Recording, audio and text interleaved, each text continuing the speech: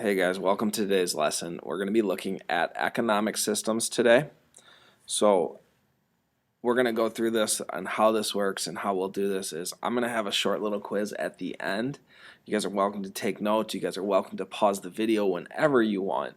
But there will be a short little quiz, and I'll tell you guys where to go to take that once you guys are done. So welcome, economic systems. An economic system is basically the system of producing and distributing all of the goods and services in the economy, as well as how they allocate or assign their resources.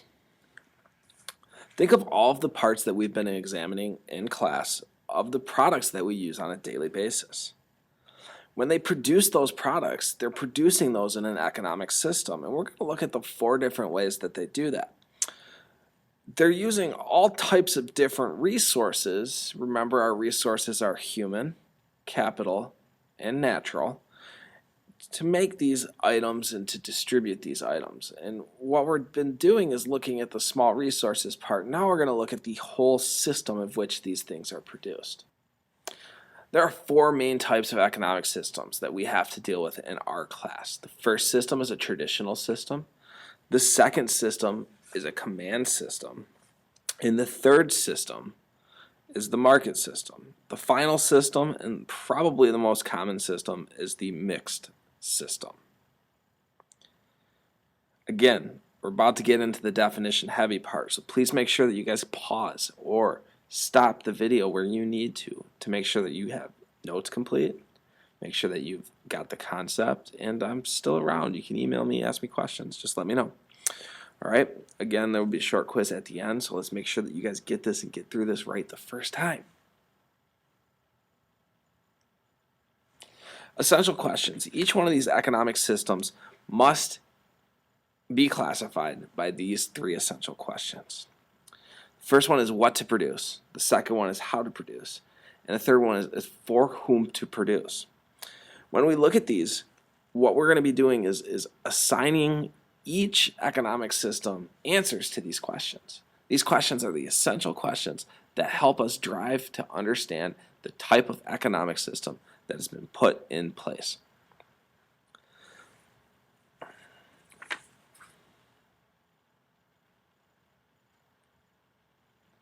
The first system that we have is a traditional system, and it's an economy that's based upon culture and beliefs. When we look at our 3 questions, we look at what to produce. They're going to produce traditional items, or items necessary for them to stay alive. They're not going to be producing extravagant things. They're not going to be looking to purchase extravagant things. But basically, it's that bare minimum for them to survive. How to produce it? Well, they're going to continue to use their traditional methods. For example, if we have farmers in an area of the world that's relying upon a traditional economy, they're going to be using traditional methods. We're not going to see large tractors, combines, or gigantic silos to dry the grains that they harvest. We're going to see them doing it by hand. They're producing for their family, for themselves, or for their village to solely survive. They're not producing to make a dollar. They're not producing to use in a system to expand their own wealth. They basically want to survive in a traditional economy. So examples would be small farms. Okay, vegetable gardens are growing in the United States in popularity, and that's one way that we can look at a traditional economy, is that we have families that are growing small victory gardens, small vegetable gardens, that are trying to move back to that way. So you look at these pictures, you see fishermen out in the woods trying to fish. All right, they're fishing maybe for their own survival. And we've got young ladies in Bangladesh manufacturing bags for people. All right, it's not fully traditional because they are trying to do something, but they are trying to survive, and they're using traditional methods. As you'll notice, there are no machines making those bags, gluing parts together. These are being made by hand.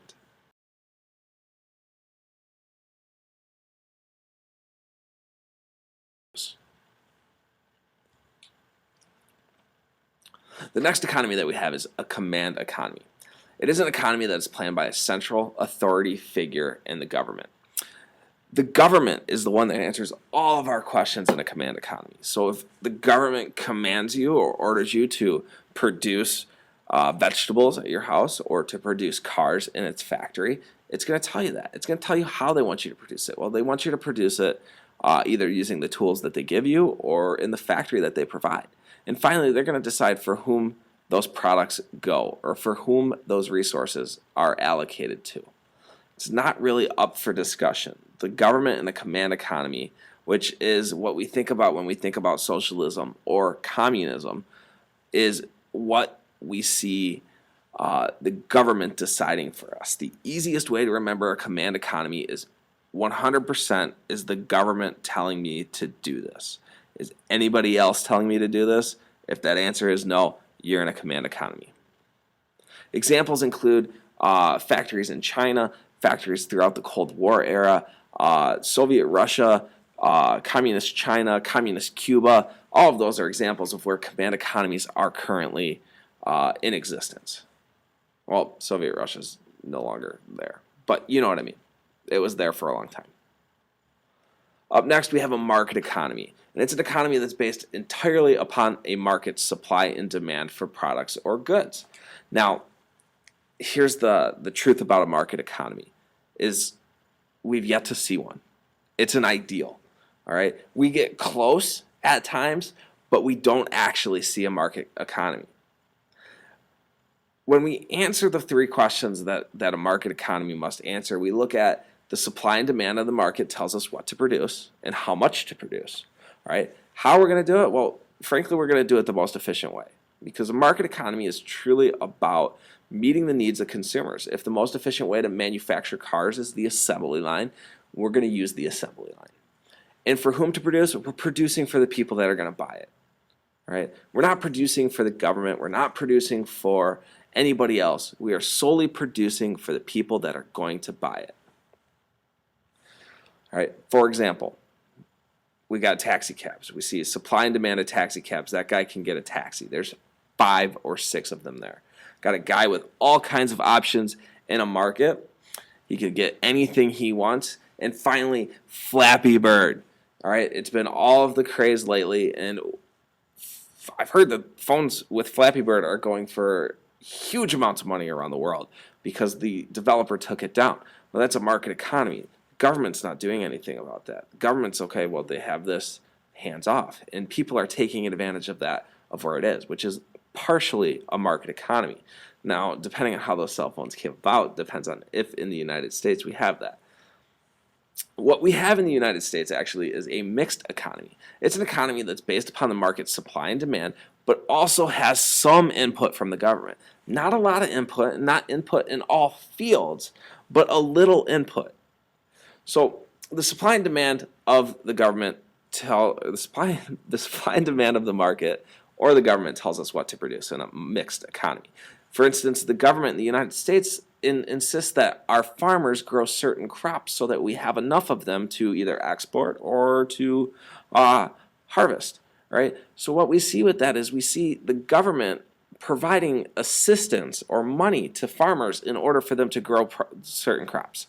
How to produce, we're going to look for the most efficient way again, or we're going to use the government's way. If the government says that we're going to produce roads this way like we did during the New Deal, with manual labor through the woods, cutting down trees, all that stuff, we're going to do that. And finally, for whom to produce, it's either the consumers or the government telling us what to produce in a mixed economy. Examples again is we have corn that is partially paid for by the government for many farmers in the United States, as well as dairy cows for cheese and for beef, right? But at the same time, we have a total market for Air Jordans, and we have a total market for certain popular culture items like Harry Potter. All of those things provide us with that mixed economy. Is while the government does insist that we have farmers that grow both cattle and corn, we are allowed to kind of make decisions on our own. Nike's allowed to produce Air Jordans. People are allowed to sell books. People are allowed to sell movies. People are allowed to sell video games. All of those items combine into what makes our economy a mixed economy. It's not fully market economy because there is government influence, but it's not totally command economy. It's kind of in between with a lot more towards that market economy than that command economy. So we have reached the conclusion. So there's a quiz over at www.mrmars.com. You click economics and it's in unit 1. The quiz is marked Markets Quiz. It's a Google quiz. You have to sign in or at least provide me with an email that will allow me to grade your quiz and send the response to you. Here's the kicker, guys. It's a 10-question quiz.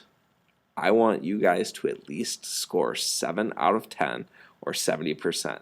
If you don't, I'm going to email you back once the grades come in and say, hey, I'd like you to reattempt this. Again, you guys can use the video. You guys can pause. It is open note if that's what you choose to do. Just make sure you guys are getting 7 out of 10 on this to demonstrate that mastery that we need. All right? So I want to thank these people for their photos. I picked them all up off of Flickr, Creative Commons license on all of them, and they're listed there. Again, I want to thank you guys for watching. I hope you guys enjoyed this, and I hope to do a little bit more of this for you. All right, have a great day.